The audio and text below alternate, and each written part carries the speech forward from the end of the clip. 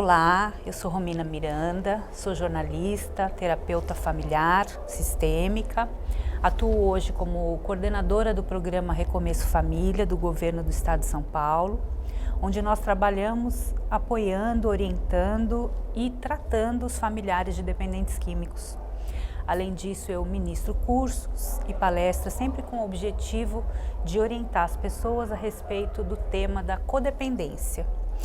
Hoje nós vamos falar sobre codependência, porém sob um aspecto um pouco mais amplo, ou um pouco mais específico, podemos dizer assim. Vamos falar a respeito daquilo que nós chamamos de codependência conjugal, um aspecto da codependência mais focado na questão da relação do casal.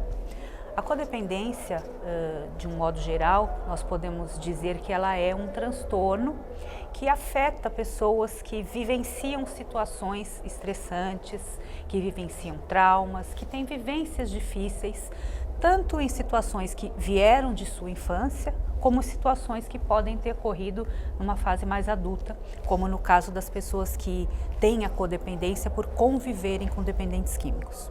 No universo da dependência química, nós costumamos dizer que os familiares de dependentes químicos são os codependentes, porque com a vivência com esse dependente químico, eles vão, na verdade, desenvolvendo certos padrões de relacionamento com o dependente que caracterizam a codependência. Porém, a codependência não é somente um transtorno que se refere a esses familiares de dependentes químicos. Ela também se refere a pessoas que vivenciaram situações desde a infância, onde elas precisaram, de alguma maneira, construir novas formas de viver para sobreviver diante dos agentes estressores aos quais foram submetidas, muitas vezes, é claro, e na maioria das vezes, sem dúvida, por abusos e negligências que os pais fizeram, muitas vezes sem querer, sem saber, né? Mas infelizmente isso acontece em todos os lares, em todas as histórias familiares, porque na verdade nós não nascemos sabendo como ser pais, né? Então, infelizmente, às vezes aquilo que a gente julga ser o correto não é, e a maneira como a criança assimila aquilo que nós damos ou deixamos de dar também é diferente, né? E isso pode fazer com que se desenvolvam aí alguns sentimentos, alguns complexos de rejeição, etc. Outras situações que vão formando aí o que nós podemos chamar de algumas características codependentes.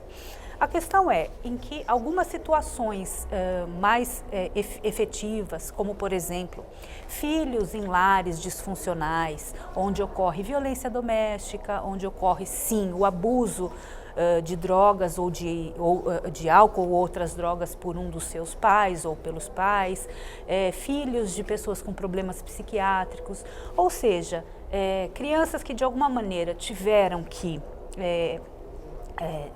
não tiveram o cuidado suficiente, que necessitavam do cuidado, de um determinado cuidado e que não tiveram, acabam desenvolvendo aí características, né, para poderem, como se ela desenvolvesse uma nova máscara, uma nova capa para poder sobreviver naquele ambiente. São crianças que normalmente acabam cumprindo o papel de adultos, de pais dos seus pais muitas vezes, que acabam tendo responsabilidades muito acima do que seria para a sua idade, aquelas crianças que acabam tendo que cuidar de irmãos em virtude da própria negligência dos pais por outros motivos, seja por uso da droga, seja por problema psiquiátrico, seja por negligências diversas, né? Situações realmente que de alguma maneira geram abandono, e por esse abandono essa criança tem que, digamos, realmente lidar com sentimentos muito difíceis numa fase muito inicial da sua vida, né? Lidar com a rejeição, lidar com o abandono, começa a ter sentimentos de menos-valia, de baixa autoestima, e isso tudo aí vai, na verdade, favorecendo um processo de codependência, digamos assim. Voltando mais especificamente na questão da codependência, quando se fala em relação ao dependente químico e mais efetivamente no assunto que nós estamos desenvolvendo aqui, que é a dependência, na codependência conjugal, o que acontece normalmente, e isso as pesquisas têm mostrado com muita evidência, é que as gerações, né, o legado familiar O que é o legado familiar? A transmissão, né, do legado familiar acontece como? Todos nós temos a nossa família de origem, né? Os nossos pais, os nossos avós, os nossos bisavós. E todos nós constituímos uma nossa família, uma nova família. Temos a nossa família constituída, o nosso parceiro, os nossos filhos, ou enfim, a família que constituímos a partir de então. Por mais que nós achemos que porque não estamos mais em casa, porque saímos dos nossos pais, porque não concordamos com eles ou até que concordamos, enfim, seja a maneira que for, de alguma maneira que nós pensarmos que não estamos mais vivenciando aquilo que é da família, isso realmente não é assim que acontece, né? Existe um Bowen, que é um grande autor aí de uma das teorias da terapia familiar sistêmica, que coloca para nós que a nossa família ela vai nos encontrar aonde nós estivermos, né? Os nossos legados familiares. E isso é muito interessante quando a gente começa a colocar a nossa história familiar no papel, ou quando a gente começa a fazer algum tipo de pesquisa da nossa família de origem, seja através de um genograma, que é um mapeamento, como se fosse uma árvore genealógica, ou seja através de procuras, de fatos, de fotos, de conversas com familiares, que nós vamos realmente entrando em contato com as culturas da nossa família, com os legados, com os padrões que a nossa família tem e que foram passados para nós de geração a geração.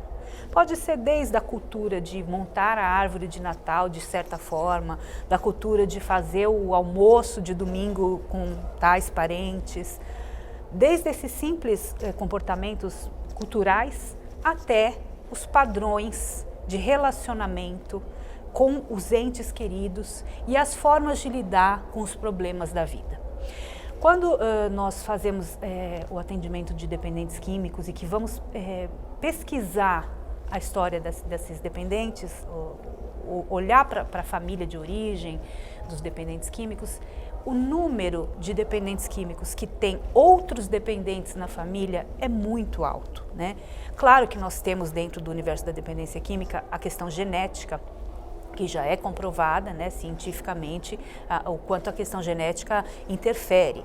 É claro que nós temos a ambiência, né, o quanto aquele ambiente influencia para as escolhas do filho em se tornar ou não uma criança que vai estar mais vulnerável a fazer a experimentação da droga. Mas independente da ambiência, que é o comportamento aprendido, ou independente da genética, existe a questão dos legados familiares, que são o que nós chamamos de transmissão multigeracional. A maneira que as famílias lidam com problemas costumam ser passados de geração a geração. E lidar com problemas usando álcool ou outras drogas, ou através de outras compulsões, são realmente formas que nós vemos se repetir nas gerações, né? Quando, digo mais uma vez, pesquisamos históricos de dependentes químicos, a gente encontra aí pais, avós, tios que fazem uso ou que têm comportamentos compulsivos também na família.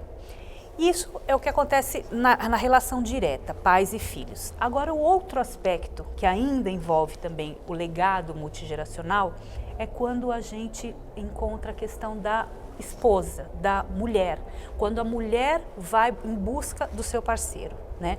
Existem pesquisas também que mostram que nesse momento, quando a filha de um dependente químico vai em busca de um parceiro, de um marido, ela vai efetivamente, muitas vezes, né, num alto grau, mostrado em pesquisas, procurar homens que tenham uma semelhança com esse pai, que pode ser alcoólatra, dependente químico, ou que tem um temperamento violento, explosivo, abusivo, enfim. Isso realmente é visto, né, nesse mapeamento familiar, como as mulheres têm esse comportamento de perpetuar essa vivência com o pai na relação com o marido. E a questão aí é que a gente começa já a entender um pouquinho da codependência conjugal, né? Em muitas entrevistas que eu fiz com mulheres, esposas de dependentes químicos, muitas esposas que eu ouvi nos grupos de apoio que nós fazemos com esposas, tinha uma fala muito parecida, né? Dizendo que é como um ímã. Elas podem entrar numa sala com 100 homens, que se tiver um homem que é o dependente químico, é aquele que ela vai como se fosse um radar, um ímã, uma agulha no palheiro, elas brincam dizendo assim. Mas a questão é que essa conexão, ela vai muito além dessas percepções, ela vai realmente de encontro àquelas necessidades da continuidade do padrão de relacionamento que ela sabe, né, que ela sabe como funciona, do que lhe é familiar. Né? E aí vem uma série de questões relacionadas ao que lhe é familiar. Né? Quando nós, por exemplo, lidamos com situações de violência doméstica, onde a esposa apanha, né, do marido, e aí nós intervimos ajudando a entrar com as ações, com as medidas cabíveis, ajudando a entrar em tratamento, etc. Em determinado momento ela para tudo e resolve que não, que foi ela que provocou e que ela não vai dar continuidade a nada e volta, né, para aquele marido violento que bateu, enfim.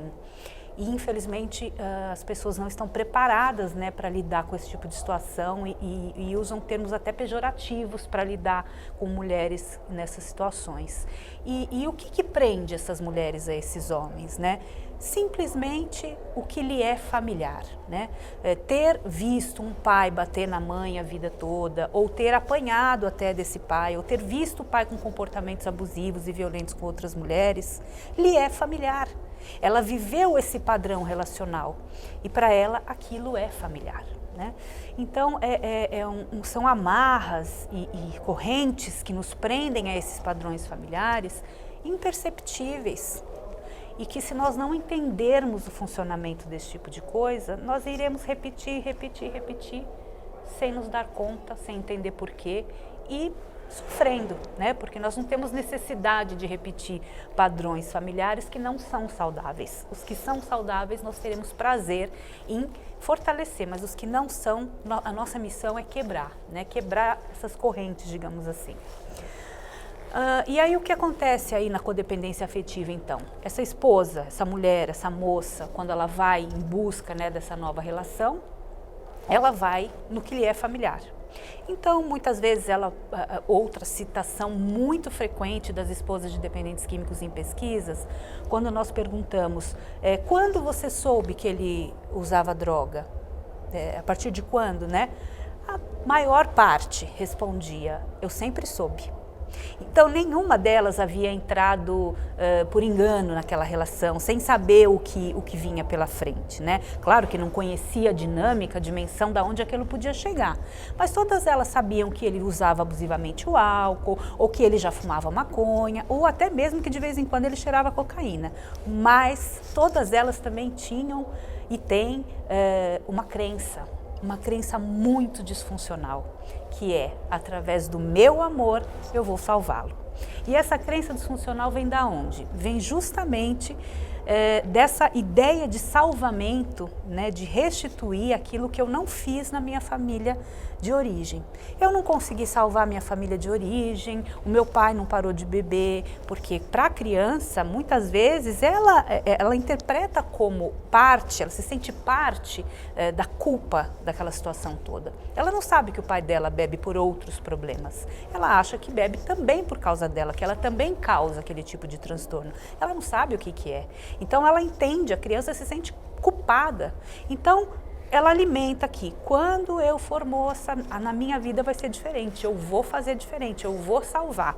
E realmente as relações vêm nessa ideia de salvamento, né?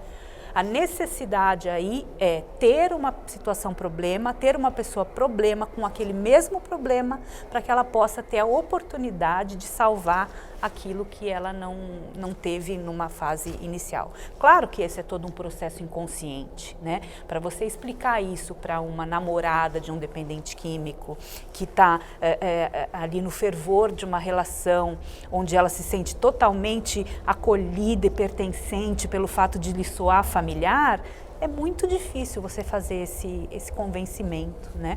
Essa prevenção, digamos assim. E infelizmente o que acaba acontecendo? Existem os avisos, os pais às vezes não querem, enfim, mas inicia-se a relação, que muitas vezes já se inicia de forma bastante conturbada, né? Lembrando que relações, elas se retroalimentam, né? Elas são complementares. Não existe uma relação em que um faça aquilo que o outro não se permita, né? Então, a posição da esposa dentro de um relacionamento codependente normalmente é vista como a coitadinha, a que sofre, a que o marido faz e pronto, ela está sempre lá persistindo, mas na verdade essa complementação é porque ela permite, né? Permite porque lhe serve de alguma forma. Ela tem um ganho secundário com esse papel. Qual é o ganho secundário? Satisfazer as suas necessidades de salvamento. Eu preciso me sentir útil, eu preciso ser necessária para alguém, eu preciso realmente resgatar aquilo que eu não consegui resgatar na minha família. E aí, essa relação de complementação vai acontecendo. Ele, por um lado, dentro do comportamento dele e ela alimentando dentro do comportamento dela. Aí a relação inicia-se dessa maneira, né, dessa maneira disfuncional.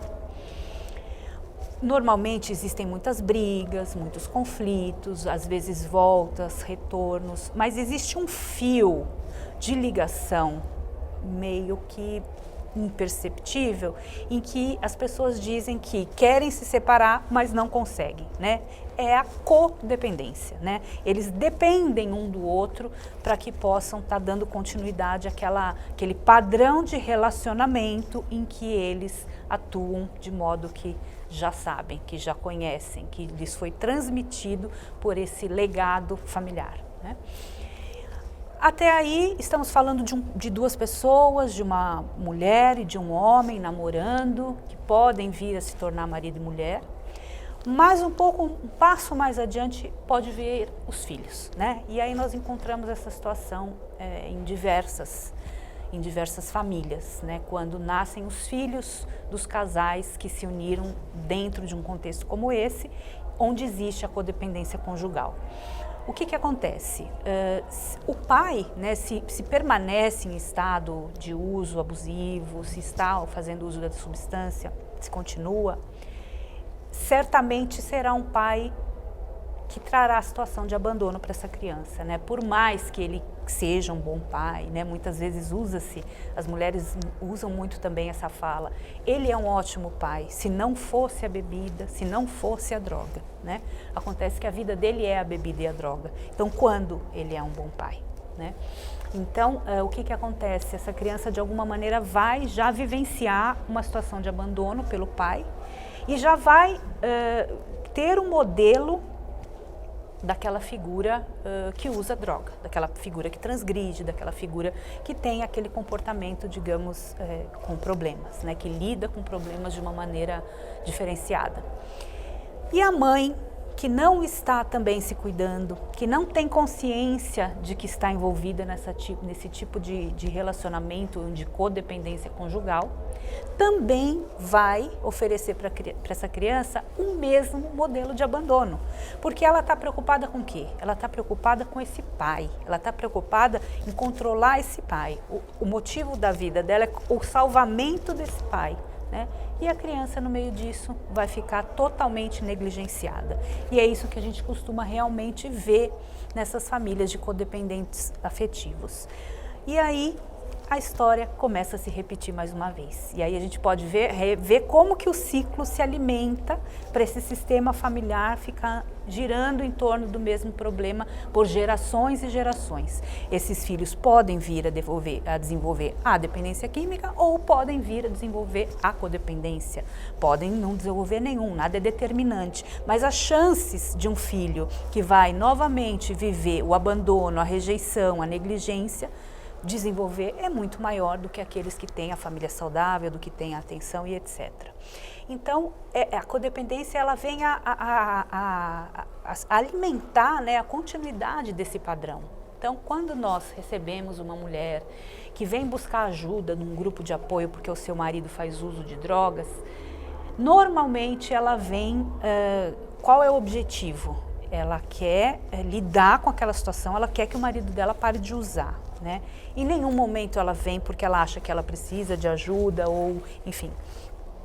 E aí existem situações muito problemáticas, né? Porque quando o marido vai para uma internação, muitas vezes essa esposa ela acaba boicotando esse tratamento. Por quê? Porque quando o marido entra em recuperação, isso talvez seja um pouco difícil, né, de entender num primeiro momento, mas se nós pensarmos na dinâmica da doença, da codependência, que não é uma doença, é um transtorno, mas na dependência que é a doença, nós podemos entender que por que ela boicotaria o tratamento do próprio marido se ela mesma diz que só vai ser feliz no dia que ele parar de usar. Porque quando ela realmente conseguir a recuperação dele, se ela não tiver em tratamento, ela vai perder o papel, ela vai deixar de ser necessária, ela não vai mais ter a quem salvar. E isso é nítido quando nós temos a oportunidade de ver não só o boicote, mas quando nós vemos relações em que o homem realmente entra em recuperação e a mulher abandona, ela sai do casamento e vai procurar outro cônjuge com outro padrão de comportamento dependente, né? É muito comum nós nos depararmos com situações em que mulheres, esposas de alcoólatras, casam-se novamente com outro alcoólatra ou com depois um dependente de outras drogas ou um compulsivo sexual por jogos, enfim. Isso é muito usual, né? Por quê? Porque ela não resolveu a questão dela, da necessidade que ela tem de salvamento daquela situação familiar lá da infância. Ela acha que o problema é só o marido dela. Quando ele ficar bom, eu também vou estar boa. Mas não, né? E isso é um processo realmente para ser entendido dentro do grupo, dentro da terapia, dentro de um trabalho sistêmico. Mas a questão é, se ela não se der a oportunidade de vir ao grupo, de vir a tratamento, de ficar e permanecer e persistir, isso vai continuar, vai se perpetuar, né? E vai se transmitir ainda em geração em geração. E aí nós dizemos nos grupos, como você está, como você está se sentindo? E a fala é, ele. É muito difícil para essas mulheres olharem para si, né? O olhar é sempre voltado muito para ele. O controle dele, como ele está, se ele está bem, se ele não está bem, se ele está bem, ela está bem, se ele não está, ela também não está, se ele recai, ela enlouquece, se ele está bem é porque ele está bem. A vida realmente é toda voltada para essa relação, né? E se existem filhos, realmente a situação de abandono não é proposital, mas ela acontece. Então, muitas vezes a gente tenta, por esse motivo, fazer um trabalho de convencimento com essa esposa, né? Se você hoje não tem força de iniciar um tratamento, você se sente realmente dependente desse relacionamento, acha que não consegue viver uma relação nova e saudável, não faz ideia do que seria uma relação saudável, tente pelos seus filhos. Né? Tente pensando que se você não tomar uma atitude, são os seus filhos que vão sofrer as consequências disso. E aí nós temos às vezes algumas pessoas que iniciam por esse caminho, fazendo pelo outro e não por si, porque ainda não tem o amor suficiente por si mesmo para fazer, né? Mas que ao longo do processo começam a descobrir. E quando começam, as coisas mudam de verdade, né? Se o marido entra em recuperação e elas também trabalham a codependência, as relações se transformam-se em relações saudáveis, os sistemas familiares se tornam saudáveis e com isso as gerações, os filhos, os netos, os bisnetos terão outra vida, outro futuro, né? que poderá ser desenhado. Agora, a questão é, a dificuldade, né, em enxergar essa codependência, a dificuldade em aceitar que o problema não é o dependente químico só, que eu sou complementar ao problema dele, né?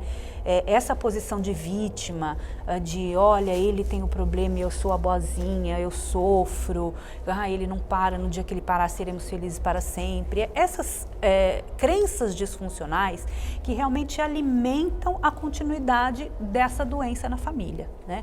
Então as mulheres acreditando que eu salvarei através do meu amor, ou quando ele ficar bom nós seremos felizes para sempre, ou se eu largá-lo ele vai se matar, ou quando ele chegar no fundo do poço ele pede ajuda, uma série de crenças, né, que vão se embrenhando mesmo na vivência aí da codependência, que elas não funcionam.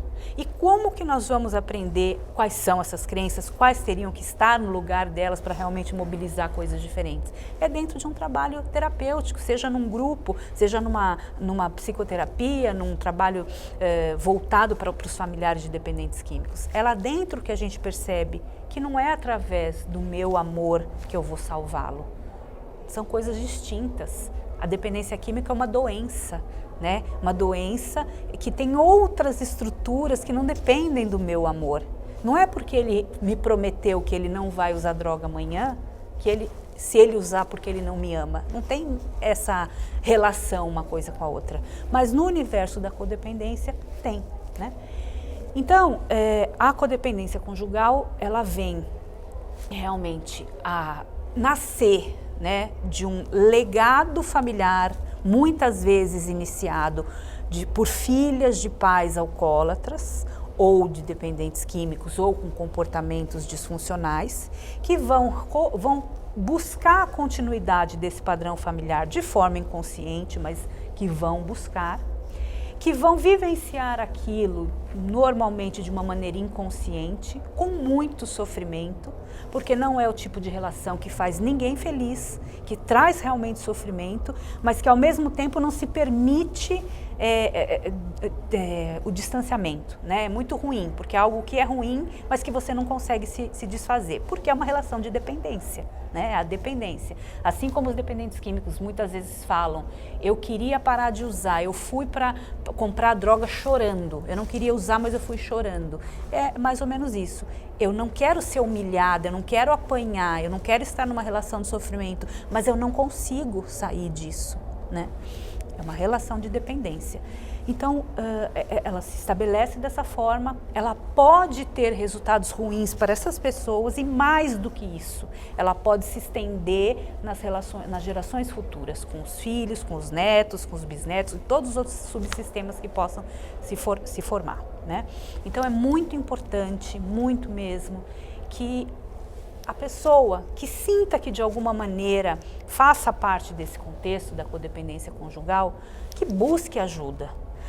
Se a relação vai se fortalecer ou se a relação vai se desmanchar, esse não é o foco. O foco é ser feliz, ter qualidade de vida, ser saudável, ter relacionamentos saudáveis, quebrar correntes que nos amarram a legados de gerações que nós nem sabemos o porquê estamos repetindo essas coisas, né? Por que repito comportamentos de pais, de avós, de tios que eu nem sei? Por que repito aquilo que falei que nunca iria repetir, né? Por que aquilo que eu rejeitei nos meus pais eu vejo acontecendo comigo? Então esse é o trabalho que nós buscamos fazer quando tratamos a questão da codependência conjugal com o objetivo de restaurar essas relações, né? Se a mulher está em tratamento e o marido está em tratamento, vai haver sem dúvida nenhuma possibilidade de um relacionamento saudável nesse sentido.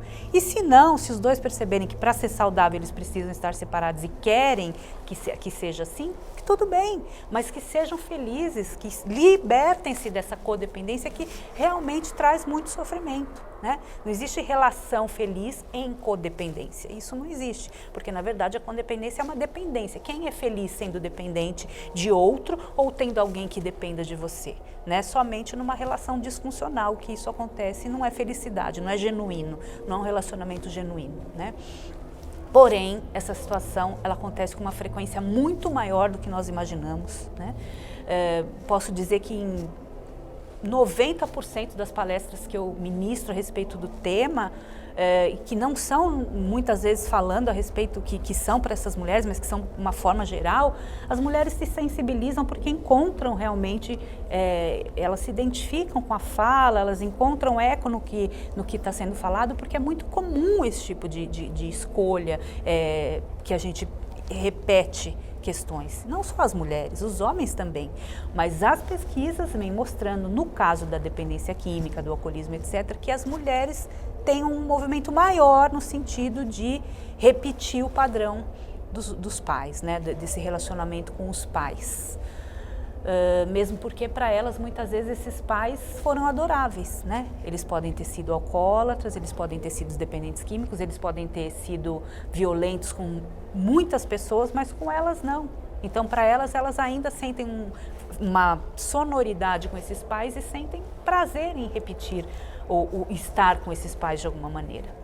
Então o assunto ele é bastante extenso, né? É um assunto que tem várias nuances, várias questões, envolvem sentimentos diversos que precisam ser olhados, né? O sentimento de rejeição, o sentimento de abandono, o sentimento de autoabandono, o controle, o desligamento que a pessoa acaba exercendo sobre si, né?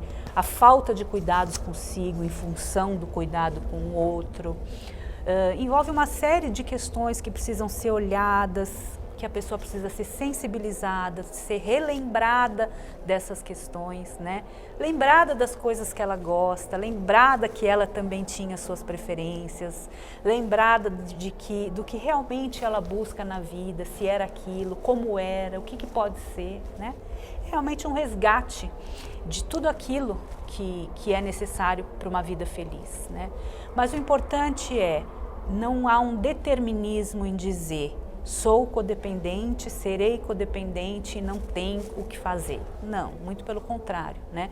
Na verdade, tudo isso, quando a gente fala em dependência, em codependência, a questão é só o reconhecimento do problema. Eu aceito que tenho a dependência química, reconheço, preciso buscar tratamento.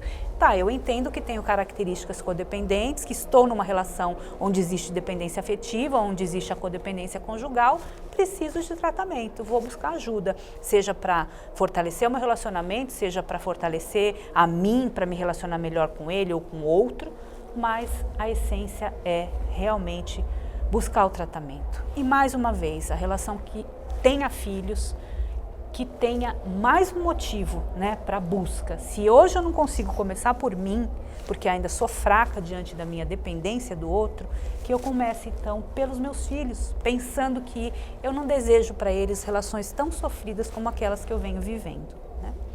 Então eu agradeço a oportunidade e estou aí à disposição para esclarecer dúvidas a respeito do assunto e gostaria muito que as pessoas que se sensibilizassem com esse tema soubessem da importância de estar levando a mensagem para as pessoas que realmente sofrem com essas questões, principalmente quando se refere, quando o assunto começa a intervir até com a questão da violência doméstica, que infelizmente com o avanço aí das drogas, a gente tem visto casos cada vez mais tristes de violência doméstica e que as mulheres não conseguem sair por amarras emocionais, né?